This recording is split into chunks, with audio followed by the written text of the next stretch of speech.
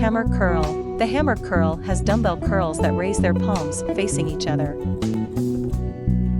This position of the neutral wrist is more comfortable and allows the wearer to lift more weight, as it usually does when looking at the palms.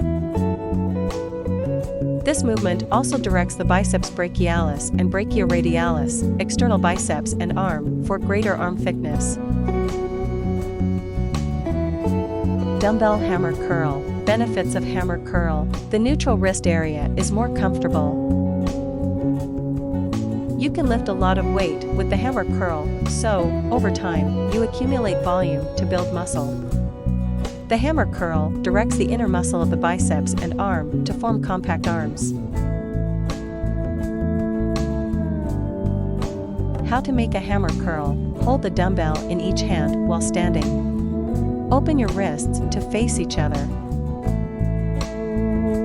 Keep your arms folded to your sides and bend your elbows to wrap the dumbbells towards your shoulders. Take them down and put them back in control. Thank you for watching and subscribe my channel.